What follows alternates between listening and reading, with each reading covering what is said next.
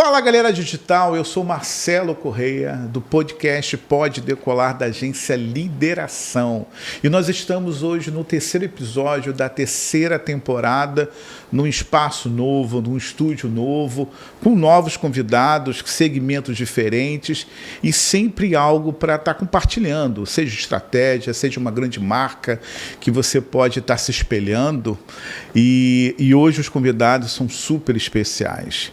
Segura a vinheta aí, não saia do canal. Bora decolar.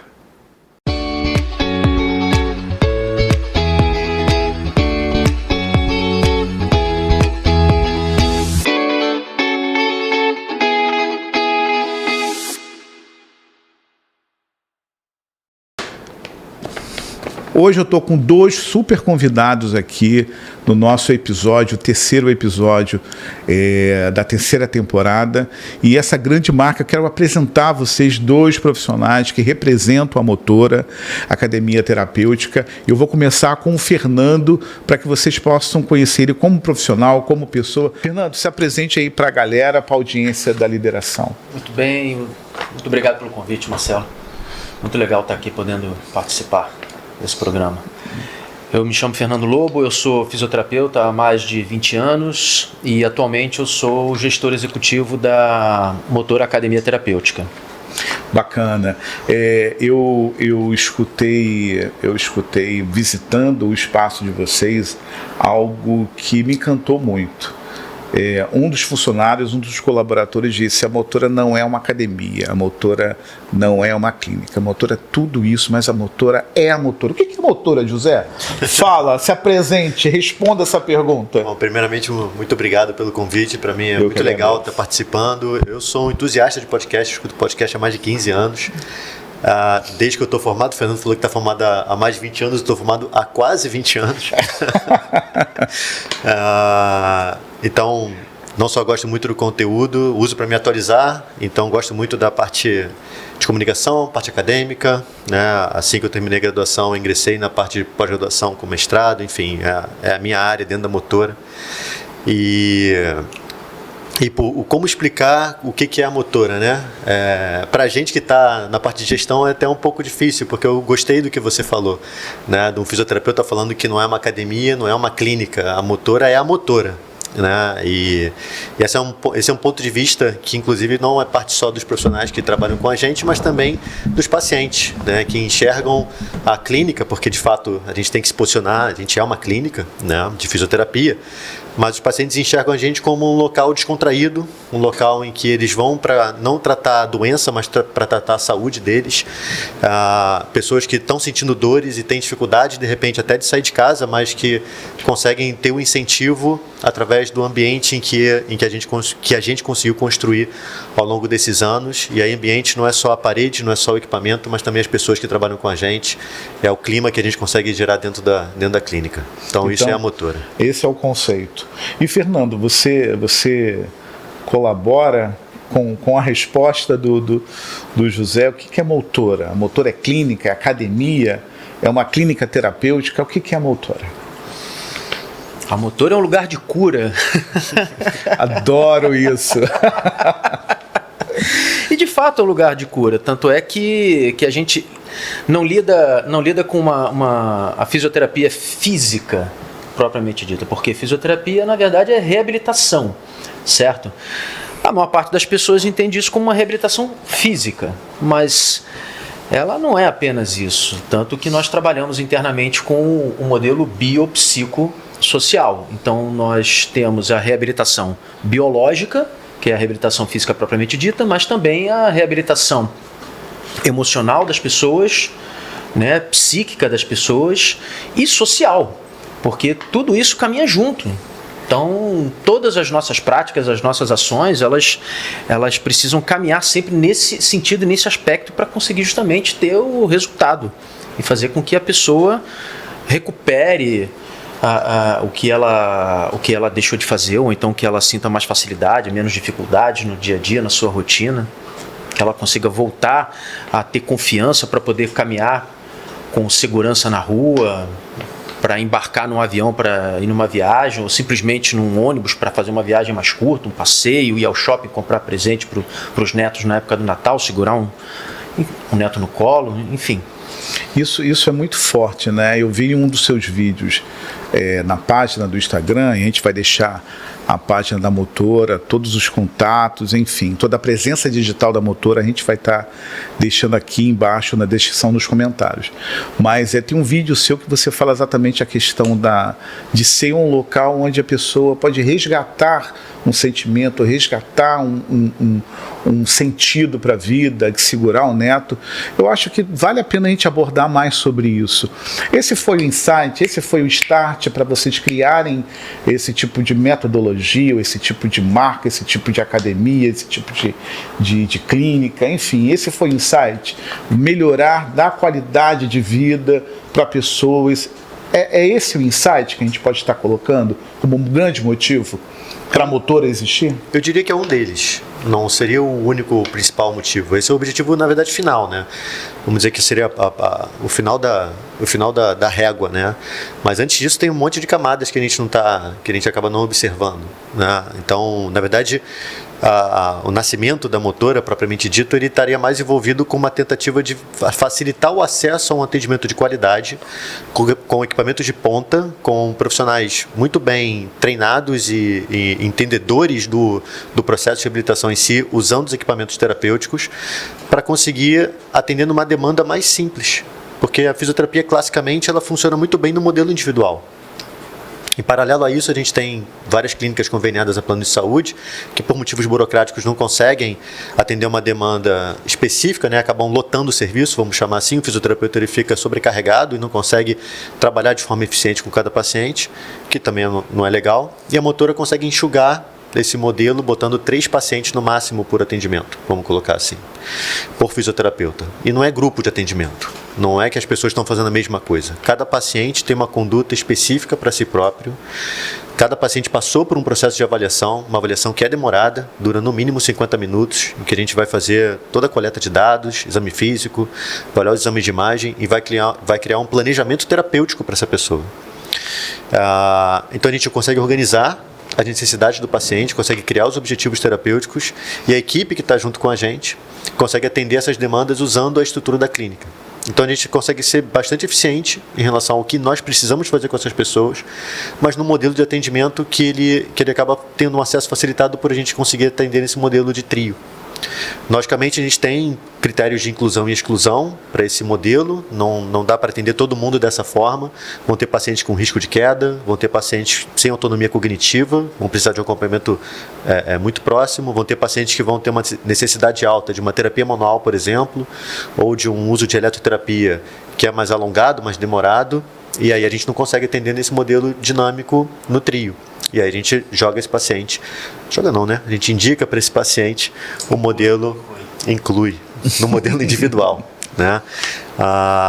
Que é o atendimento, vamos dizer assim, mais eficiente para aquela pessoa naquele momento. E nada impede que essa pessoa progrida ao longo dos meses para que ela passe para o outro modelo de musculação terapêutica propriamente dito e entre nesse dinamismo maior, vamos dizer assim. Então esse foi o intuito inicial, né? Organizar, trazer qualidade de atendimento, facilitando o acesso, que a gente consegue cobrar um valor mais interessante por sessão em relação ao modelo individual, e ainda assim mantendo a eficiência. Então esse foi o ponto inicial, né, Fernando? A partir daí é que a gente veio desenvolvendo todos os outros. Veio muito de um incômodo de como a atividade da fisioterapia ela é comercializada. Como o José falou, a gente tem 2 formas, né? Ou a pessoa é atendida por um plano de saúde, onde o atendimento é péssimo, não entrega resultados, existem problemas gravíssimos envolvendo esse tipo de atendimento, porque são muitas pessoas para poucos profissionais que são mal remunerados, assistidos por estagiários muito despreparados para fazer esse tipo de trabalho.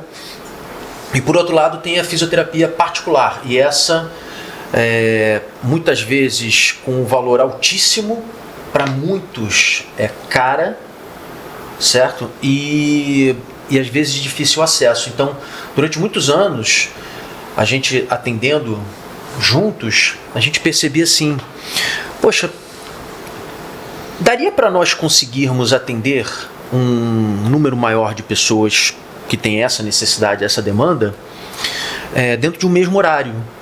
E com isso nós ganharmos a mesma coisa e as pessoas pagarem um pouco menos.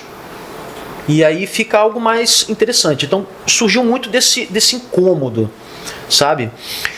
Mas isso também não é nenhuma novidade, porque o próprio Pilates ele já trabalha nesse sistema, mas não dentro da fisioterapia convencional, né? E aí nós começamos a pensar um pouco mais e desenvolver essa sistemática dentro do nosso trabalho, que é o que a gente chama que é o que a gente tem de metodologia. Esse é um dos aspectos da metodologia. Como o José falou, uma questão de critérios de inclusão. Quando a pessoa vai fazer o individual, que a gente chama de 1 para 1, ou quando a pessoa vai fazer o tratamento em trio, ou seja, 3 para 1 fisioterapeuta. E o que determina internamente, a gente chama isso de hands-on, hands-off. Certo? Quando a pessoa precisa de mão em cima, seja para fazer uma terapia manual, para aplicar algum recurso de eletrotermofototerapia, né, que é a eletroterapia clássica, que a gente também trabalha com ela em alto rendimento, que isso aí depois a gente conversa sobre isso, que é um assunto bem interessante, para poder desmistificar o que existe em relação a isso. Ou quando a pessoa tem um risco de queda elevado, em que o profissional precisa estar ali permanentemente ao lado para poder garantir a segurança da pessoa, certo? Até estimular ela, expor ela a movimentos de maior desequilíbrio para poder treinar as reações de endireitamento e equilíbrio. E quando a pessoa não tem mais essa demanda das mãos, ela já apresenta mais segurança, mais confiança, ou ela tem que tratar uma dor crônica, aonde o tratamento dela seja especificamente com exercícios terapêuticos. Porque, de uma forma geral, a fisioterapia é isso, é a aplicação de exercícios terapêuticos. Então, isso é um critério de inclusão e de exclusão dentro do sistema da musculação terapêutica. E que a gente lida com isso dentro da metodologia. Eu acho interessante das vezes que eu fui nas unidades do motor, eu vi algo, a minha percepção é que vocês democratizam ou tangibilizam ou dão acessibilidade a um atendimento bem customizado. Tem algumas fotos que vocês mandaram para a gente que isso demonstra muito. É um fisioterapeuta que está ali exclusivo e cuidando com tanto afinco mesmo, com tanto profissionalismo. Esse é o diferencial. A gente poderia estar comparando com a academia. Vamos comparar com a academia. Esse é o diferencial da Motora, quando a gente diz que ali não é um monte de aparelhos, mas sim são um monte de profissionais e qualificados, focado no tratamento, na cura, pegando a deixa, na cura desse paciente. A gente pode fazer essa analogia? Sim. Em primeiro o lugar, importante é o aparelho ou o importante é o profissional da Motora? A primeira coisa que é importante é o profissional ter o sentimento legítimo de querer melhorar a vida da pessoa que está ali. E quem trabalha conosco tem isso muito bem estabelecido e é legítimo. De fato, são conectados com o propósito da gente. Que se você chegar lá na clínica com um problema, a gente quer entender o que esse problema está afetando a tua vida do dia a dia. E a gente quer resolver esse problema. Eu não consigo andar com segurança na rua, então eu quero que você ande com segurança na rua. Eu não consigo fazer uma viagem que eu gosto, então a gente vai fazer. Então isso é o primeiro lugar. A preocupação não é fisiológica só anatômica ali, é a vida da pessoa, como ela é em casa, a rotina dela como profissional. Que bacana isso. E depois, aí isso vem em primeiro lugar. Então é a legitimidade de interesse que o profissional tem com a pessoa que está ali. Independente dele estar atendendo individualmente ou em trios, né, a legitimidade é o que vem em primeiro lugar. E em segundo lugar, vem a conexão estabelecida entre o profissional e a pessoa que está ali sendo atendida. Né, que não é apenas uma conexão técnica. Coloca uma imagem onde a fisioterapeuta está com o senhor. Deixa aqui atrás para a gente contextualizar. É a conexão que se cria. Então, o tempo inteiro, nós fazemos um trabalho dentro de treinamento de fortalecimento da cultura empresarial para os profissionais, mas sempre frisando e fortalecendo essa ideia de que, olha, nós precisamos criar conexões com as pessoas, conexão visual, conexão tátil, criar conversas, porque isso muitas vezes é o que vai engajar aquela pessoa naquilo que está sendo feito. Nós temos 5 desafios a serem superados, né, nesse tipo de segmento. Nós atendemos pessoas que são jovens de idade avançada. Adorei o termo, vou usar muito isso. Que estão sentindo dor, tem dificuldade, tem incapacidade. Estão sofrendo. Que não querem fazer fisioterapia. Quem é que gosta de fazer fisioterapia? E ainda precisa pagar para isso. Então, se nós não tivermos, primeiro, essa legitimidade de interesse na pessoa, segundo, a conexão com elas, e por último, o conhecimento técnico para fazer a aplicação da dose, do procedimento correto, esquece. A gente não consegue entregar o resultado que a gente entrega hoje em dia. Maravilha. Eu vou aproveitar esse gancho que o Fernando falou, que ele falou de dose, né?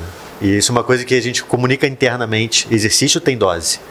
Então você perguntou se é só o aparelho, se é só o profissional.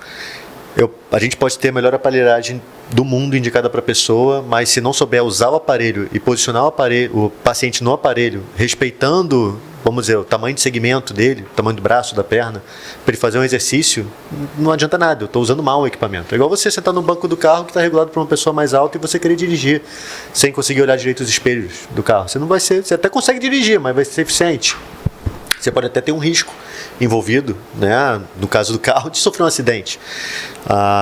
E é lógico que, respeitando as proporções, no aparelho mal regulado, mal programado, com uma carga inadequada, também pode trazer risco para a pessoa, independente do ambiente que ela esteja.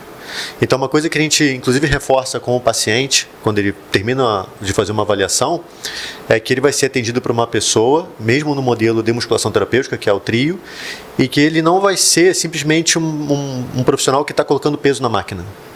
E o paciente não vai ter que se preocupar em pegar uma ficha de atendimento e ficar lendo o nome de aparelho e colocando o peso nesse aparelho. Quem faz tudo isso é o fisioterapeuta. De fato, a gente programa o aparelho, a gente coordena o atendimento e a gente ainda observa se o movimento está sendo feito da forma correta. E se o paciente está com dor, se não está com dor, se está pesado, se está leve. Então a gente faz uma leitura ampla do que está acontecendo ali para conseguir progredir. E ao mesmo tempo, também não é uma conduta que é engessada, que é sempre igual. É lógico que a gente, por necessidades que envolvem fisiologia do exercício, a gente precisa manter uma repetição ao longo das semanas, repetição que eu digo daquela mesma conduta, mas que necessariamente a gente precisa modificar ela de 15 em 15 dias. Não é uma modificação também muito ampla, mas às vezes está no detalhe. A gente precisa fazer progressões organizadas, e aí que entra a metodologia propriamente dita, de forma a priorizar a melhora da pessoa. Senão, não adianta. Eu estou fazendo o mesmo exercício durante 2, 3 meses, a pessoa melhora até um certo ponto, depois ela cria adaptações e a partir dali ela não evolui. Eu preciso modificar essa conduta. Isso me deixa muito otimista que, enquanto a gente está vendo marcas, negócios, segmento, atividades, distanciando do seu público-alvo, dos seus clientes, a gente vê a IA, a automação, o robô, chatbot. A Motora ela vem no caminho inverso, de aproximação, de conexão, de ficar mais íntimo, de tangibilizar o problema de cada um. Isso é legal. Como lidar isso com um público tão sensível como esses jovens que o Fernando disse? Como lidar isso, José? Sinceramente, essa é a parte fácil. Olha só.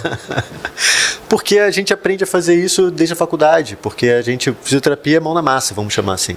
Então a gente entende que modelos de inteligência artificial ajudam muito a gente, tanto na área de estudo, como na parte criativa e por aí vai, de comunicação.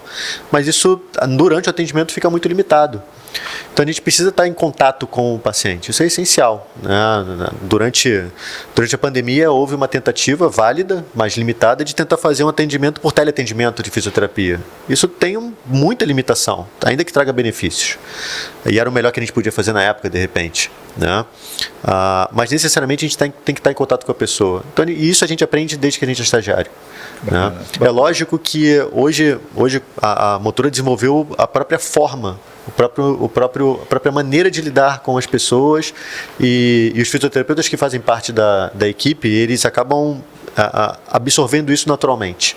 Né? Lógico que no processo seletivo a gente não consegue, vamos dizer assim, identificar graus de personalidades tão específicos, mas a pessoa, depois que ela entra, ela consegue entender como se encaixar, como se enquadrar dentro desse modelo. Eu vejo as respostas do público de vocês nas mídias sociais, e eu vejo, parece que são familiares, né? Parece que os clientes se sentem como filhos, como parentes da Motora, uma coisa mesmo bem próxima, né? Isso é o resultado de um trabalho muito bem feito, né? Colabora tudo isso que vocês têm falado, da sua equipe, do conceito de vocês como negócio. E a gente sempre teve a intenção de criar dentro da clínica o chamado third place, o conceito de third place. O que seria third place? Third place é o conceito onde a pessoa tem ali o seu terceiro lugar na vida. O primeiro lugar de uma pessoa normalmente é a sua casa, o segundo lugar é o seu trabalho, e o terceiro lugar é um local de prazer, onde ela se sente bem, onde ela se diverte, onde ela quer estar. Então a gente sempre teve essa intenção de tornar a clínica um third place. Atualmente a gente de repente vai evoluir isso até para second place, né? Porque lidando com o público que a gente lida, a gente sabe que essas pessoas não trabalham mais. Então muitas vezes nós somos exatamente o segundo lugar dessas pessoas. E isso é uma honra, isso é um prazer. Isso é transformador na vida de vocês como profissionais. E uma das razões de nós usarmos a terminologia de academia terapêutica é para justamente fazer com que a pessoa lá dentro ela se sinta dentro de um ambiente saudável, certo? Porque assim, quando a gente vai para a academia, a gente está pensando em quê? Em ambiente saudável, certo? Um ambiente onde a gente está ali, claro, para fazer exercício, mas também para socializar, para fazer... Me faz lembrar corpos malhados, saudáveis, novinhos. Não só isso, mas diversão e alegria. Por exemplo, você provavelmente já foi à Academia da Cachaça. Perfeito. Você provavelmente já deve ter comprado algum pão na Academia do Pão. Perfeito. Então, a ideia do nome é justamente fazer isso. E nós de fato nos preocupamos em criar um ambiente em todos os aspectos propícios para isso, né? E atingindo, inclusive, focando nos 5 sentidos que nós temos. Então, o sentido da audição, nós temos uma curadoria, né, de áudio dentro da clínica, uma música própria para essa geração, para esse público. Não é aquela música alta, barulhenta, não é o tuxe-tuxe, né, aquele bate-estaca, não, é uma música agradável, bacana, confortável. Tem a questão da estética visual agradável, com a própria coloração das lâmpadas, são pensadas para isso, né, lâmpadas mais quentes, acolhedoras, certo? A identidade olfativa que nós temos dentro da clínica também, o cuidado com isso, a parte até da sensibilidade gustativa. A gente tem lá oferece lá um café bacana com chocolate, com cappuccino, tudo mais, e até a parte tátil também, procurando comprar mobiliários e usar materiais descartáveis de boa qualidade, ter os estofados sempre com manutenção em dia, de agradáveis ao toque. Então nós nos preocupamos com tudo isso para exatamente levar essa percepção para as pessoas. Que bacana, que bacana. A resistência maior do público de vocês, 50 mais, 60 mais, é exatamente desassociar essa imagem da academia, como eu disse, do corpos malhados, corpos sarados, os jovens, a batistaca, a música irritante. Essa é a resistência maior, José? Sim. Sim, porque essa é uma queixa que as pessoas trazem pra gente. O meu médico pediu para eu fazer exercício, para entrar na academia, mas eu não me sinto bem lá dentro. Isso é real, aconteceu hoje, enquanto eu estava fazendo uma avaliação da paciente, que ela queria fazer, tem a academia do prédio dela, inclusive, que não vai ser o mesmo grau de sofisticação, de repente, de uma academia que ela pode pagar, de repente, e ainda assim ela não consegue se sentir inserida, incluída naquele ambiente. Então, a academia é um ambiente hostil. Perfeito. Para muitas pessoas. Para muitas pessoas. Então, boa parte do cuidado que a gente tem com tudo isso que o Fernando falou é justamente tornar o processo atraente para as pessoas. E essa é uma vamos dizer assim, seria a primeira quebra de objeção que a gente precisa ter. Porque o paciente muitas vezes ouve falar da motora, o nome academia terapêutica, ainda que ele instigue, ele também traz por si a mensagem de academia e o paciente às vezes, se não tiver vendo uma foto, se ele não passar pela nossa porta, ele pode só ficar na dúvida e conectar isso com uma academia e não querer nem visitar a gente.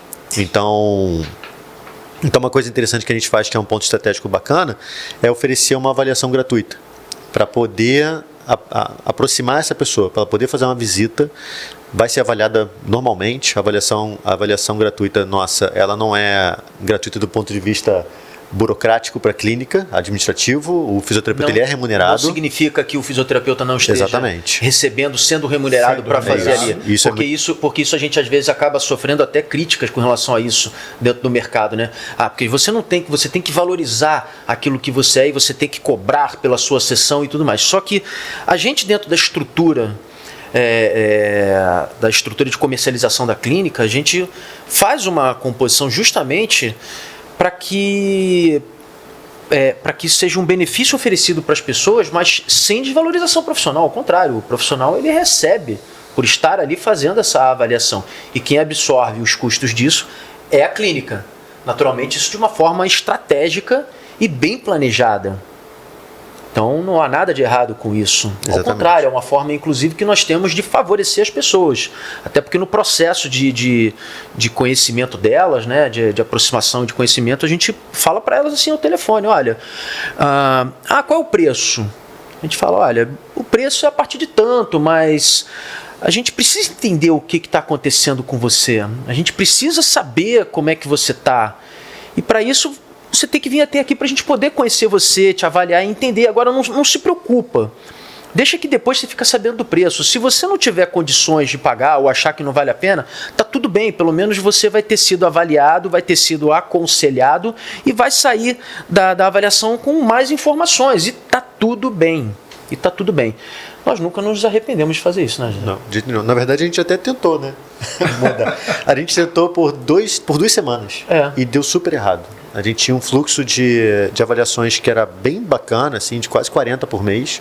E em 2 semanas a gente não fez nem 5 avaliações. Assim. Olha, que loucura. E a gente voltou atrás. E isso, inclusive, porque seria um custo para o paciente, na verdade, seria revertido caso ele fechasse o atendimento com a gente. Então, teoricamente ele ficaria no 0 a 0 ainda assim, né? Mesmo assim a procura diminuiu bastante. Então essa é uma estratégia bacana, a gente aproxima, né? Facilita, como o Fernando falou, mesmo que a pessoa não feche a conduta com a gente, não feche um plano de tratamento com a gente, ela vai sair dali muito bem aconselhada e ciente do que vai ser feito. Isso é uma coisa que a gente faz questão de pontuar nas avaliações. O paciente ele não é avaliado e a gente não esclarece o que está acontecendo. A gente gosta de explicar para ele não só o que está se passando com ele e o que é que ele tem que fazer para resolver o problema. Isso é dito para a pessoa. Mesmo que ela vá fazer o tratamento fora daqui, fora da clínica, ela vai buscar outra pessoa, ela já vai ter consciência se o que é oferecendo para ela em outro local está coerente com o que a gente explicou também ou não. Então não há diferenciação nenhuma, não há diferença nenhuma ser gratuito ou não, mas ele vai ter o melhor profissional, o atendimento é como se ele tivesse escrito ali, matriculado, e isso é muito interessante. Vamos falar um pouquinho, vamos partir para a parte um pouco mais técnica. Eu tenho 2 profissionais aqui, eu tenho 2 fisioterapeutas, e eu não vou deixar de aproveitar algumas informações. seguinte, conheço uma pessoa muito querida na família e ela gosta muito de cozinhar e sempre cozinhou para a família. E vocês sabem até melhor do que eu de quanto isso representa, o simbolismo disso para uma matriarca, né? Reunir fim de semana, nas datas festivas. E ela, ultimamente, ela não tem tido força para fazer o mínimo, né? Pegar uma panela, pegar um prato. Isso mexeu com toda a família, né? Como a motora, como a metodologia de vocês, ou como vocês, como profissionais, poderiam estar recebendo esse paciente, esse cliente? A gente pode falar um pouquinho disso, como tratar, como identificar que ele precisa de um atendimento personalizado, precisa de uma atenção, de um acolhimento? Você já deu a resposta já. Se ela não está conseguindo fazer uma coisa que ela gosta muito, que mexe com a estrutura da família, mexe com o emocional de todo mundo. Comer emocional também. Perfeito. Então, se ela não consegue executar aquela função, ela se sente mal e com certeza isso não ajuda no emocional dela a longo prazo, vamos chamar assim, nem a curto prazo, né? Então esse já é o principal objetivo, é fazer a pessoa conseguir voltar a executar a função dela na cozinha. Como que a gente vai fazer isso? Aí só vendo a pessoa. só fazendo a avaliação. Dá pra gente chutar algumas coisas, entende? Dá pra gente ser amplo aqui. Eu gosto de dizer o seguinte, a nossa briga, desde que a gente nasce, é contra a gravidade. Perfeito. A gente briga quando é um bebezinho de 1 mês, para levantar a cabeça e sustentar ela contra a força da gravidade. E depois ele vai brigar para conseguir levantar o corpo, engatinhar, ficar em pé, se equilibrar, tomar tombo, levantar de novo. A gente fica adulto, fica tudo bem, a gente não tem problema nenhum, a não ser certos casos específicos, e quando a gente envelhece, a gente volta a ter a briga contra a gravidade que vai puxando a gente. Né? A gravidade está o tempo todo aqui acontecendo, a gente só não nota.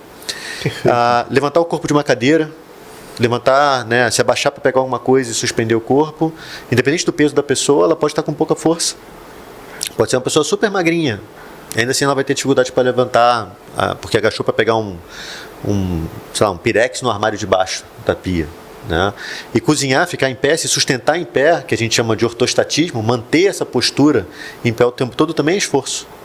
E cozinhar é um esforço maior porque você se debruça sobre a pia, né? Você não apoia os braços, mas você está com a sua coluna inclinada para frente, segurando o seu peso para ele não desabar para frente. Enquanto isso você está fazendo esforço. E é muito normal, as pessoas às vezes não estão percebendo, né? Mas a minha lombar está queimando quando eu fico muito tempo em pé na cozinha. Aí você senta, relaxa, ela respira, você volta a fazer. Esses são sinais que vão aparecendo, só que a gente só dá atenção quando você já não consegue mais executar. Perfeito. E aí o trabalho vamos dizer assim, incentivar a musculatura, que essa é a forma mais resumida de explicar, mas incentivar a musculatura... É uma maldade essa pergunta. Não, mas a verdade é essa, né? Incentivar a musculatura que seriam, vamos dizer assim, prioritárias para essa função específica. Né? E a gente, na avaliação, a gente consegue identificar, porque às vezes são muitos, não é um só, são muitos músculos, mas você consegue identificar um ou outro que está mais prejudicado, dar mais ênfase para esses e por aí vai. E trabalhar focado. Então a nossa luta... A existência da nossa vida é a gente lutar contra a gravidade sempre até a morte, Fernando. E ao mesmo tempo a gente precisa dela, né? Porque se alçar alguém ao espaço, o cara não vai sobreviver muito bem lá em cima, não. Também vai ter outro problema. Perfeito. Qual é o tipo de dor ou necessidade maior que vocês se deparam, Fernando? A gente pode colocar aí numa lista dos 5 mais, no top 5 hoje, que você percebe até como comportamento mesmo das pessoas, da parte anatômica, cair demais, é isso que eu disse, a questão da segurança em... que hoje aparece mais? Você falou sobre uma pessoa da família que estava com dificuldade para... Sim, ainda está. Para segurar qualquer... Tem algum problema falar o nome dela? Ela tem nome? É minha sogra, minha querida, Como Angelina. Angelina. Primeira coisa que deve estar acontecendo com a Angelina é que ela deve estar com dor em algum lugar. Dor na coluna, dor no ombro, dor no joelho, dor no quadril. E esse é um dos motivos da gente não colocar ninguém A gente não faz aula experimental na musculação terapêutica, né? A aula experimental ela é muito famosa no Pilates. Mas na musculação terapêutica, em hipótese alguma, a gente faz aula experimental porque a pessoa tem que passar por uma avaliação. A gente não negocia, certo? Porque, do contrário, nós estaríamos sendo muito irresponsáveis em submeter uma pessoa, expor ela a determinados tratamentos sem antes uma avaliação. E, inclusive, dentro da fisioterapia, isso é proibido, certo? Então, a primeira coisa é isso, é identificar da dona Angelina o que está acontecendo com ela. Normalmente, é uma perda de força gerada por uma condição chamada de sarcopenia. Tá? Muitas vezes é causado por isso, que é pouco diagnosticado, porque a sarcopenia ela é a fraqueza dos músculos, assim como existe a fraqueza dos ossos, que é a osteoporose, sabe? Só que é pouco falado sobre isso. Então pode ser uma sarcopenia, uma artrose, que evoluiu de uma forma a dificultar movimentações, incapacidade. O que mais? Uma alteração da coluna, né, da articulação da coluna. Mas tudo isso, aí você falou assim, qual é o principal? Né? Porque o principal, na realidade, é uma tríade que existe da relação entre força, coordenação e equilíbrio. É basicamente isso que a gente avalia nas pessoas. Qual é o problema que ela tem? É um problema de força causado por um problema articular, um problema, né, muscular, qualquer coisa que seja. Normalmente esse problema de força ele vai impactar na coordenação e no equilíbrio, porque são grandezas diretamente proporcionais. Da mesma forma que se eu tiver uma alteração neurológica onde eu tenha uma alteração do equilíbrio, provavelmente eu vou ter um déficit de força e um déficit de coordenação. Né? Então uma coisa está sempre ligada à outra. Então aonde que nós conseguimos atuar de uma forma bem básica? Tá? Na força. Então tudo envolve isso. No final das contas a gente sempre chega nesse ponto. Claro que eu estou sendo muito superficial, tá? É porque existem diversas formas de a gente estimular a força, inclusive de uma forma neurofuncional também. Mas aí eu estaria entrando, né, numa área muito técnica, que é mais complicado para compreender. Mas é basicamente isso. Então, o que a gente mais atende? Problema de força. Eu vou fazer um parênteses. Eu acho que pelo que eu entendi da tua pergunta, eu acho que quis entender melhor sobre quais seriam os 5 principais diagnósticos, de repente, ou as 5 principais queixas. Se a gente fosse elencar assim, eu não sei se está em ordem, mas com certeza teria joelho e lombar, um pouquinho misturado com cervical, muita gente reclama desses dois, e aí vem quadril e ombro. Esses seriam os 4 primeiros. A gente trabalha de uma forma mais direcionada para traumatortopedia e neurologia, mas na traumatortopedia seriam esses 4. Né?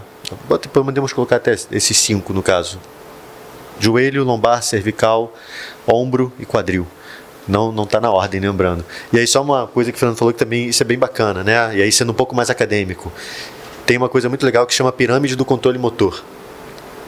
E a base do controle motor, ela envolve 2 valências, que é estabilidade, que requer força para você se manter estável, e mobilidade. E os 2 juntos a gente chama de mobilidade sobre estabilidade. Então, para você conseguir andar, cozinhar, fazer qualquer atividade em pé, você tem que estar estável, mas você também tem que estar móvel. E aí eu lembro de uma propaganda de carro que tinha um tempão atrás, né? Força não é nada sem controle. Lembra disso? Pneu. Potência não é nada sem controle. Não é nada sem controle. Pirelli, eu acho, né? Talvez. Com Firestone. Muito bem lembrado. Então, Marca é isso. Pirelli. Você tem que ter o controle, mas tem que estar móvel, tem que estar estável. É isso. A gente está falando aí de 60 a mais. Me coloca aquela imagem novamente daquele senhor com a fisioterapeuta. A gente está falando de certamente 70, 80 anos. Como lidar com um público de 70, 90, 80? não? Esse tem 90. 90? Eu sei quem é esse paciente. Ele na verdade, ele não é nem só um problema de falta de força. Ele é um paciente com síndrome de Parkinson. Né? Então, ele tem um grau de necessidade muito, muito grande. Tem um grau de desequilíbrio, instabilidade que requer um acompanhamento extremamente próximo do fisioterapeuta. Essa imagem está melhor. Qual o nome dessa profissional, dessa fisioterapeuta? Gabriela Weber. não consigo ver qual exercício está fazendo exatamente, mas com certeza ela está dando o auxílio que ele precisa ali para fazer o movimento que ela está exigindo ali dele. Ele é um caso muito, muito específico. Ele é daquele, o Fernando gosta de fazer aquela conta do Pareto, né? Ele é os 20% de desafio, né? Ele é um tipo de conduta, vamos dizer assim, que é exceção dentro da clínica, né? Um atendimento muito mais, vamos dizer assim, minucioso, né, no detalhe do que com a grande maioria que a gente atende. Esse paciente especificamente, eu acho que ele não chega nem a usar equipamento de musculação terapêutica. É um atendimento de maca ou tatame, exercícios mais funcionais, sentar, levantar, trabalhar equilíbrio, estabilidade, né? Botar ele no aparelho seria, não vou falar perda de tempo, mas seria não aproveitar melhor o tempo da sessão para fazer condutas que seriam mais eficientes para ele. E como dar visibilidade? Isso me encanta muito, isso até me emociona, porque eu tive um parente também com essa comorbidade, essa doença, e eu não me lembro de encontrar nenhum tipo de clínica ou academia, ou enfim, espaço, não vou tirar o espaço do meu vocabulário, mas um local que pudesse exatamente dar essa atenção, melhorar um mínimo de qualidade de vida. Isso é muito interessante, Marcelo, pelo seguinte, quando a gente fala de modelo de academia terapêutica, isso não é uma invenção da gente, tá? A academia terapêutica é um modelo novo. De fato, até o momento, nós somos os únicos, ou pelo menos os pioneiros no Rio de Janeiro com essa terminologia de academia terapêutica. Eu não conheço uma, talvez tenha, eu acho que tem até um outro negócio em Copacabana também, que trabalha num sistema similar. Mas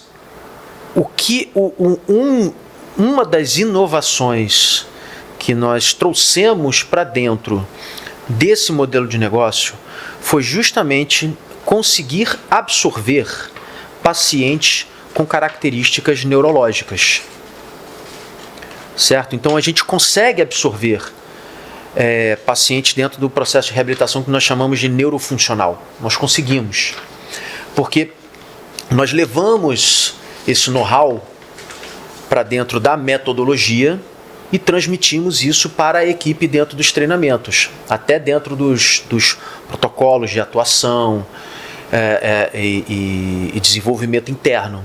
Então a gente consegue hoje em dia absorver esse tipo de atendimento. Então, Parkinson, pessoas com acidente vascular encefálico, que são os derrames. Que mais? Esses são os dois principais, né? Eu acho que o que mais a gente atende são esses dois. Determinados traumatismos raquimedulares, determinadas pessoas com raquimedular, se for o caso, dependendo da complexidade, a gente consegue absorver. Tem muita gente aparecendo agora, porque é um diagnóstico que está ficando famoso, né, que é a neuropatia periférica. Sim, né? sim. Então, o que seria? Geralmente a pessoa começa a apresentar um formigamento, uma dormência, ela vai para as duas pernas, geralmente começa a ter perda de força associada.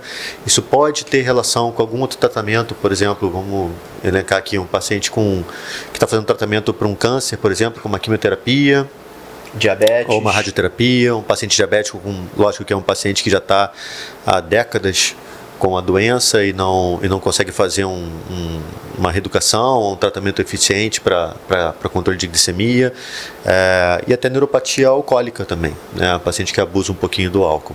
Então, é um outro diagnóstico que está mais famoso, mas que não é classicamente aquela coisa que a gente observa como um paciente com doença de Parkinson ou um paciente com AVC, que é muito visível, né? Às vezes você vê a pessoa, parece só que ela está mancando, né? E ele tem uma neuropatia ali por trás. E a pessoa às vezes vai percebendo que está perdendo força, mas não entende por que está perdendo força. Às vezes pode ter esse diagnóstico por trás sem a pessoa saber ainda. Então seriam os 3 pacientes de alta complexidade, né? Como você falou. Perder força, Marcelo. Olha só como é que é um negócio interessante. A gente chega numa determinada idade, a gente começa, por exemplo, a perder as funções auditivas. Não estou falando de ficar surdo, estou falando que naturalmente a gente perde capacidade de absorver determinadas frequências auditivas. E com isso a pessoa vai se isolando cada vez mais. E esse isolamento muitas vezes ele gera um imobilismo na pessoa, porque a pessoa ela para de sair, ela para de frequentar o ambiente social, ela passa a ficar um pouco mais parada, e isso causa a fraqueza. Então olha só como é que às vezes um problema de uma faculdade sensitiva, que é a audição, ela pode causar uma fraqueza. E daí por diante, a visão, por exemplo, você usa óculos? Eu uso óculos. O teu é para longe, bifocal é o quê? Não é bifocal, é para perto. É só para perto. Meu. Pois é, eu já estou usando um multifocal. Cara, que tragédia botar essa porcaria de cara, porque é o seguinte, eu fiquei completamente perdido, cara. Eu comecei a tropeçar nas coisas, eu perdi o meu campo de visão. E isso numa pessoa com mais idade, conforme a gente vai amadurecendo, vai ganhando idade, vai ficando mais velho, é natural, a gente vai perdendo essa visão, e com isso acontece a mesma coisa. A gente vai perdendo determinadas funções também relacionadas à atividade muscular e vai criando também fraqueza, muitas vezes decorrente disso, assim como a polineuropatia. Então a gente cai de novo naquele negócio, né? Cai tudo na questão da força. O negócio é como é que a gente faz isso, o que a gente faz, né? E há a possibilidade, nessa primeira avaliação, a gente está diagnosticando tudo isso, qual ponto, aí vocês começam a mapear em que ponto ele vai precisar trabalhar focadamente. Na avaliação? Na avaliação, se consegue identificar isso? Sim. Há um tipo de exame, algum tipo de... ou é o oral ali, a entrevista? Me conta um pouquinho dessa avaliação. Tem as duas coisas. Muitas vezes o paciente já chega com um diagnóstico muito direcionado já. Ele já passou pelos médicos antes de chegar até a gente. Muitas vezes ele já foi para a fisioterapia, né? Buscando a fisioterapia já com a indicação do médico. Não há necessidade, isso é uma coisa legal da gente falar também, porque a fisioterapia é uma profissão que a gente chama de primeiro contato. Então, a pessoa pode estar com uma dor nas costas e pode simplesmente marcar uma consulta e tentar resolver a dor nas costas dela sem passar por nenhum médico. Lógico que nós vamos fazer uma avaliação fisioterapêutica para identificar se tem alguma coisa ali que traga um risco, que precise de uma outra avaliação, um exame de imagem, por exemplo, para poder identificar certos fatores. Mas, na maioria das vezes, esses pacientes já chegam até a clínica já muito bem mapeados, vamos chamar assim. Então o que a gente faz é uma revisão de tudo aquilo que está exposto, não só nos exames, na conversa, mas também com o exame físico. Então, durante a graduação e durante depois vários cursos que a gente tem que fazer depois de formados, a gente aprende a fazer uma examinação física na pessoa com palpação, testes específicos, escalas de avaliação, né, para poder fazer um mapeamento melhor do que a gente está observando dentro da sala. E aí sim a gente consegue fechar melhor o diagnóstico e a conduta. Existe o diagnóstico que o paciente apresenta, como por exemplo uma hérnia de disco. E a gente vai dar o nosso fisiodiagnóstico, seja uma disfunção na coluna lombar ou enfim, algum outro termo que a gente vai usar para descrever o que o diagnóstico médico está falando mais de forma fisioterapêutica, vamos chamar assim. Então a gente precisa da avaliação para conseguir mapear isso e a gente consegue, na maioria das vezes, identificar, como você perguntou, através do que o paciente está trazendo. Se por acaso ele não tiver os exames que a gente precisa para esclarecer o que está acontecendo, aí a gente pode indicar um profissional médico para ele poder fazer essa avaliação também, solicitar os exames e tudo mais. A gente pode solicitar exames, mas a nossa experiência mostra que o paciente só consegue fazer no modelo particular. Os planos de saúde geralmente não aceitam, né? Quando a gente solicita um exame de imagem, a gente tem direito, né? Existe uma resolução para isso, federal, porém os planos de saúde eles fazem vista grossa e não deixam passar, né? E o paciente ou ele insiste ou ele faz no particular, né? Então geralmente a gente encaminha novamente para o médico, conversa com o paciente, manda um parecer para ele ser reavaliado também. Cada vez que eu tenho acesso à motora, conversando com vocês, visitando a página, visitando o site, consumindo conteúdo, mais eu fico encantado e mais me dá o desejo de dar visibilidade das pessoas conhecerem a motora, conhecerem esse lugar de cura. Qual o maior desafio hoje de alcançar esse público, esse idoso que precisa desse lugar de cura, Fernando? Como é que a gente pode estar, vamos colocar aí, qual o tipo de estratégia que o Fernando, como fisioterapeuta e empresário, pode fazer a partir de agora, a partir de hoje, desse podcast, que não fez ainda? vou interromper você rapidinho. Olha que pergunta difícil. Pensa um pouco mais. Vai. Eu vou te dar tempo para você pensar. Olha só a situação. Um paciente que eu devo estar atendendo ele há, vamos colocar aí, uns 4 meses. Ele tem um poder aquisitivo muito bom e ele é um paciente com uma doença de Parkinson. Ele chegou para avaliação, fui eu mesmo que fiz a avaliação dele e estava bem, vamos chamar assim, de uma forma brincalhona, estava bem castigado, sabe? Tipo assim, ele tinha total possibilidade de estar melhor do que ele estava. Muito limitado, uma marcha muito ruim, um risco de queda altíssimo, mas foi lá, buscando tratamento. Sem passar por nenhum tratamento. Aí que vem o detalhe. Ele já tem o diagnóstico de Parkinson há 30 anos. 30 anos? 30 anos. Uau. E aí eu fiquei impactado com aquilo. Especialmente por ser uma pessoa de bom poder aquisitivo, porque certo. Consegue custar. A gente sabe que existem serviços de fisioterapia que custam mais caros do que a gente cobra e que atendem essa fatia da população, essa parcela da população. E eu fiquei impactado com aquilo. Eu falei, bom, eu sempre gosto de perguntar para a pessoa por alto, o que foi que você fez até hoje? Como é que eram os tratamentos que você fazia? Já fiz domiciliar, já fiz em clínica particular, enfim, me explicou mais ou menos. Eu discordava um pouco, mas falei, bom, vou fazer o que eu estudo, que eu sei que a evidência mostra pra gente que traz resultado para a pessoa. Comecei a atender ele e em poucas semanas, não vou falar que ele melhorou, mas ele teve uma melhora da função, ele não está curado do Parkinson, não existe isso. Mas o que mais me impactou, vamos chamar assim, é que a esposa veio falar comigo, dizendo que ele estava muito incentivado, estava muito feliz, porque ele tinha entendido que na motor era lugar para ele melhorar. Porque tudo que eu faço com ele, e isso não é, eu gosto muito de pontuar que eu não tenho essa vaidade, não é o José, sabe? Mas tudo que o fisioterapeuta José está fazendo com ele nunca tinha feito antes. Que bacana. Eu cheguei a falar isso com a equipe, numa reunião que nós fazemos regularmente. Eu dei o exemplo dele e falei assim, eu não estou fazendo nada demais com ele. Estou fazendo um tratamento que a pessoa está tão mal que você faz o básico e funciona muito bem, sabe? Eu falei assim, o que eu estou fazendo com ele, qualquer um deveria conseguir fazer. E me impacta saber que a pessoa não consegue. Ou que não tem esse know-how, vamos chamar assim, para conseguir chegar lá e executar esse tipo de conduta. E aí, de novo, por isso que eu te dei tempo para pensar. É um paciente que está há 30 anos. Uau. Quanto tempo ele perdeu? Uau. Você está entendendo? Se ele tivesse começado, vamos chamar assim, se ele tivesse encontrado a gente 15 anos atrás, como é que ele estaria hoje? Não estaria passando o que ele... Provavelmente, é muito difícil a gente ser assertivo dessa forma, né? A gente tem porque quadro é multifatorial, tem várias coisas que podem acontecer. Mas provavelmente ele teria um benefício muito maior do que começando agora com um tratamento que é o padrão de tratamento de Parkinson, padrão ouro que a gente chama mundialmente. Não é uma coisa que é um segredo, não é uma coisa que a gente desenvolveu. Está aí para qualquer um consultar, né? E aí como é que a gente expõe? Você me perguntou, eu não tenho essa resposta. A minha vontade é fazer um Big Brother.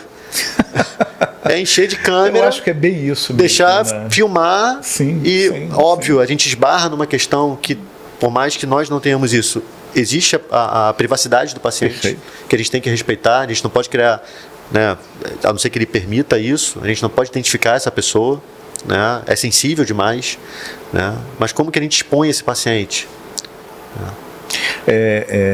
Sendo um lugar de cura, o filho que está escutando, que está assistindo a gente, que está vendo esse episódio no podcast, um corte de tantos que vai ser gerado aqui, esse filho que tem o pai e a mãe que precisam desse lugar de cura, qual é o recado do Fernando como empresário, como profissional?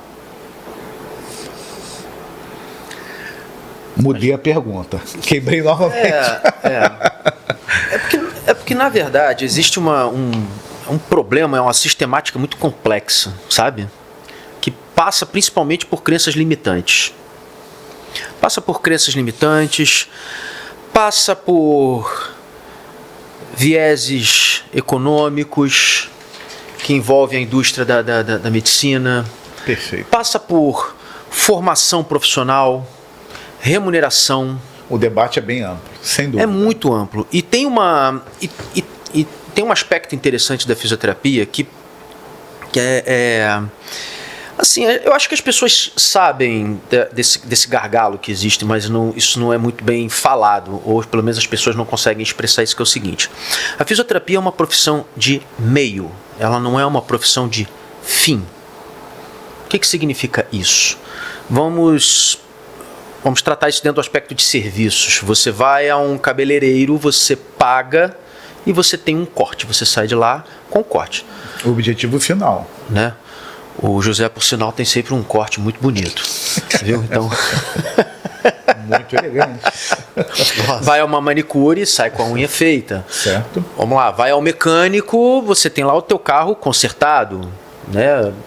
Às vezes não do jeito que você queria, mas pelo menos ele mexeu, tá te entregando alguma coisa. Então, dentro da área de serviço, você vai ao médico, vou fazer uma cirurgia, você sai de lá operado, certo? Você sai de lá com uma receita, você sai de lá com um pedido de exame.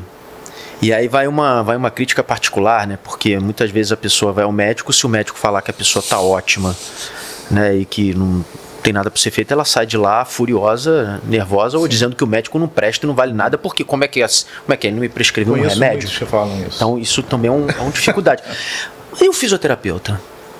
O fisioterapeuta, você assim, na maioria das vezes, tá, existem problemas que de fato a gente consegue resolver ali em uma sessão, entregar um alívio em uma sessão, mas assim, isso para casos específicos. Normalmente para dor crônica, principalmente, eu vou dar o exemplo da dor crônica aqui, mas para dor crônica a gente não consegue resolver em 1, 2, 3 sessões. A gente precisa de um planejamento, é uma estrada a ser seguida para ficar bem. Né? Não é o objetivo final, ele é muito relativo, porque para você ficar bem precisa passar por uma estrada. E aí entra o problema, que é o seguinte: profissões de meio, elas têm uma dificuldade muito grande de serem reconhecidas e serem valorizadas. Então isso é um problema muito grande dentro da profissão. Certo? É conseguir fazer com que as pessoas entendam que a fisioterapia tem um valor relevante para as pessoas e dentro do mercado. Certo? Então, isso eu diria para as pessoas: olha, é um investimento que você está fazendo. Marcelo, as pessoas pagam quanto para ir num restaurante num final de semana, sabe? Quanto? Sei lá, tudo bem, tem gente que vai parar na praça de alimentação, mas ainda que você vá numa praça de alimentação, você vai gastar de 200 pratas, cara. Sabe? Numa praça de alimentação. E aí chega, vai ver uma sessão de fisioterapia e falar: tá caro? Quanto é que vale a sua saúde? Quanto é que vale o teu bem-estar? Então, a maior parte... Aí é aquilo que eu te falei. É lidar com aquele quarto e com quinto desafio. É fazer o que não quer e ainda ter que pagar por isso. Na maioria das vezes, o que as pessoas querem? É pagar para fazer um tratamento passivo. Você paga para alguém lá botar a mão, fazer qualquer coisa, porque você não vai ter o trabalho de fazer aquilo. Vai ter alguém que vai estar fazendo por você. A gente quer delegar isso, né? Sempre para o profissional. Você vai cortar o cabelo, você fica sentadinho ali, você não tem esforço nenhum. Você vai fazer manicure, você vai fazer as suas unhas, não vai ter esforço nenhum. O carro, a mesma coisa no mecânico. Então, só que para fisioterapia a pessoa precisa se mexer. A pessoa precisa fazer alguma coisa. Então isso é muito difícil. E ainda você pega uma pessoa que está que está acima dos 60 anos, que já vem de uma cultura porque eu vou poder descansar, eu vou me aposentar para descansar. Olha só como é que a gente tem tanta coisa para mexer. Até mesmo com a cultura das pessoas. Perfeito. Vai convencer as pessoas a fazer aquilo que elas não querem fazer, mas que precisa fazer. Então, por isso que a gente precisa entregar para a pessoa um resultado legítimo. Olha, cara, o que você fazia antes que você não faz agora? Você tem viajado? Ah, não. Você tem passeado no shopping? Não. Então é isso. Deixa eu contar rapidinho uma história. Conte. Aproveita e coloca a foto da parte do time da motora. Uma foto onde estão todos aqui. Vamos estar fechando com essa foto. Tem uma história bem interessante, assim, que é muito bacana, é muito gostoso isso. Chegou uma paciente lá na clínica e que ela tinha uma cirurgia de joelho e tinha uma cirurgia de quadril. Ela chegou lá, já tinha sido operada há algum tempo, chegou lá com andador completamente desanimada, tudo mais. Uma prótese de joelho e uma prótese no quadril. De quadril, que já tinha tempo que ela tinha feito essas 2 próteses. E na avaliação ela muito desacreditada, desencorajada. E na avaliação a gente viu que ela tinha um potencial de melhora. A gente identificou que havia aquilo. E não era assim, não era uma entrega vazia. De fato, a gente conseguia ver ali um potencial de melhora. E a gente virou para ela e falou assim: ô Elídia, o que você mais queria fazer atualmente?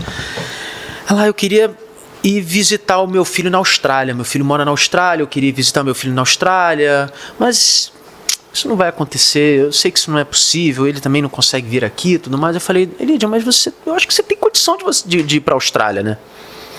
Muita gente vai falar assim: pô, tu é maluco, cara, tu vai ficar fazendo promessa, vai prometer o que não pode. Eu falei: não, isso não é uma promessa, eu estou dizendo que há essa possibilidade desde que a gente consiga juntar aí fatores como você me dá a honra da sua confiança, de eu poder lhe atender de uma maneira adequada, você também cumprir com o ritual, ter disciplina, né? E disciplina é dizer não para aquilo que você quer e sim para aquilo que precisa ser feito. E que eu tenho, assim, eu tô convicto que você é capaz de fazer isso. E assim a gente fez. Durante 1 ano e meio, quase 2 anos, a gente conseguiu desenvolver as habilidades dela, melhorar a marcha, ganhar confiança. E ela falou num dia, ela disse que ia para a Austrália. Ela acabou indo para a Austrália. Ela foi. Trouxe um canguru de pelúcia para minha filha.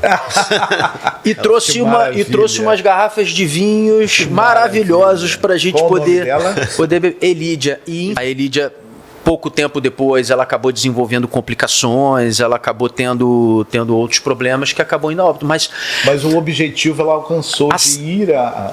E a satisfação, Marcelo, que a gente teve em receber essa pessoa depois da viagem, sabe? Porque ela foi lá ela não voltou nem para a clínica para retornar o tratamento dela naquele momento. Ela apenas voltou à clínica para trazer os presentes para a gente e principalmente o presente é dar depoimento dizendo que ela reconhecer o que vocês fizeram na vida dela. E isso para a gente é algo assim, é incrível. É incrível. É o gol de placa, é a bicicleta do crack. É incrível. É bom de fato, sabe? Não é papo aqui de sabe? Não é papinho de conversa fora, realmente gratificante. Eu acho que é uma oportunidade, se a gente conseguir alcançar você através desse episódio, é a oportunidade de você conhecer melhor o trabalho da Motor, melhor o trabalho do Fernando e do José e todo o seu time. Tem depoimento no Instagram, tem depoimento no site, e é bem isso. Eu já li alguns depoimentos e é emocionante. O objetivo é alcançado, vidas são modificadas. Tem uma que fez um comentário essa semana, nos 2 últimos posts, seu, Fernando, que ela disse: a minha vida mudou completamente pós-motora. Então, eu tenho o antes-motor e o depois-motora. E isso é muito legal. Essa é a validação. Essa é a prova social. Você tem mais um exemplo que a gente pode estar finalizando o nosso bate-papo, José? Fernando disse da nossa querida que foi à Austrália. É difícil superar esse, né? Poxa! É difícil, mas eu acho que eu falei alguns durante a conversa, né? Para mim, sinceramente, agora você me pegou de surpresa. Não estava preparado para pensar em mais nenhum, mas marcante assim, realmente, eu acho que não. Bacana. E, gente, o papo tá encerrando, o episódio aí já chegou, acho que até mais de 1 hora, e é muito legal tá recebendo vocês aqui, tá conhecendo um pouquinho mais dessa marca, dessa empresa, desse business, dessa estratégia de negócio, porque o Bora Decolar, o Pode Decolar, ele tem esse objetivo, essa missão. Então não é só falar de marketing, não é só falar de brand, não é só falar de comunicação, mas trazer aqui um case, um negócio que você pode estar adotando a estratégia, a postura, a metodologia, o conceito, né? A gente não falou de valores, eles não chamaram ninguém, não fizeram nenhum CTA, falaram de casos incríveis e falaram de lugar de cura, falaram de pessoas, e isso é muito bacana. Falamos isso de propósito. Legal. Propósito. Tá na moda ainda você falar de propósito de uma marca, e aqui tem um propósito muito íntegro, muito bacana, muito forte. Se você chegou até o final, certamente você conheceu o propósito dessa marca que o Fernando acabou de dizer. José, você pode deixar mais um recado para a pessoa que está buscando esse lugar de cura? Não deixar para depois. Acho que essa é a principal mensagem, porque a gente vai adiando, vai esperando, porque às vezes a gente tem até uma expectativa de que possa melhorar, né? Infelizmente a gente tem que ser mais sistemático, vamos chamar assim, né? Eu estou fazendo alguma coisa e isso não está resolvendo o meu problema, eu tenho que mudar o que eu estou fazendo. Tem muito paciente que às vezes fica acomodado, eu já estou fazendo um tipo de tratamento, né? Ou estou fazendo um tipo de... E o tratamento que eu estou dizendo às vezes não é nem só fisioterapêutico, estou excluindo a fisioterapia, estou falando até, estou tomando um remédio, estou fazendo uma suplementação, vitamina, colágeno, não está resolvendo o meu problema, então tem que acrescentar algo a mais, então tem que mudar o que está sendo feito, a pessoa tem que ter... Independente da idade, independente do caso clínico, independente da patologia... O paciente adulto, vamos chamar assim, adulto jovem, ele vai ter uma tendência maior a adiar se ele estiver sentindo uma dor, por exemplo, por uma tendinite que ele fez num exercício da academia. E ele vai ficar, vai melhorar, toma uma semana de anti-inflamatório e vou esperar que melhore. E não melhora às vezes. Muitas vezes melhorava perto dos 20 anos, depois perto dos 40 já não melhora espontaneamente. O paciente idoso, o desafio é diferente porque a pessoa às vezes está desanimada, como a gente conversou ao longo do tempo aqui, e a pessoa vai adiando. Só que quanto mais ela joga esse tempo para frente, mais limitação ela vai apresentando, mais incapacidades vão sendo geradas. Então acho que a mensagem final seria essa, né? Não deixar para depois, né? Quanto mais cedo começar, mais fácil é para resolver.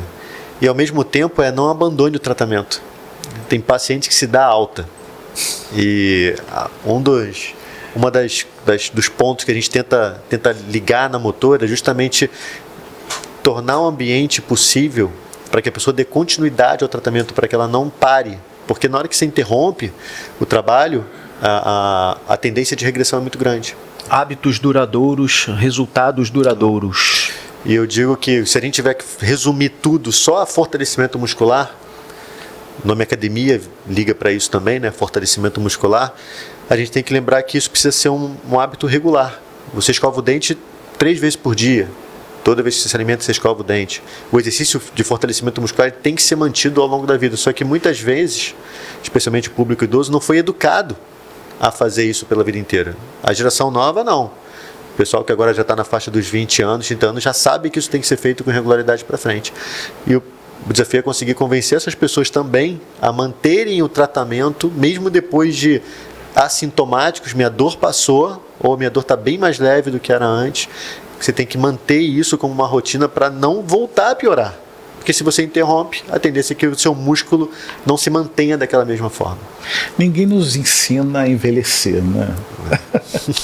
É complicado lidar com isso. Eu acho que ensina sim. A gente aqui não aprende, né? A gente aqui ignora.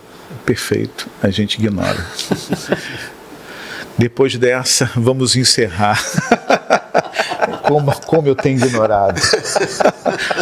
Como diz um amigo meu, fala, Jeová. Fernando, muito bom receber você.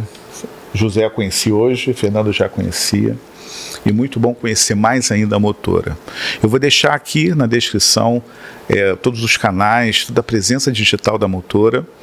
E certamente vocês vão entrar no Instagram, muitos collabs feitos com a página de cada um e também conhecer o trabalho individual de cada profissional. Gente, eu encerro o podcast, o terceiro episódio da terceira temporada e aguardem que tem muito mais coisas aí para acontecer, principalmente na área de IA. O próximo convidado é um cara fera em inteligência artificial e já clica no sininho, já curte esse episódio e bora decolar.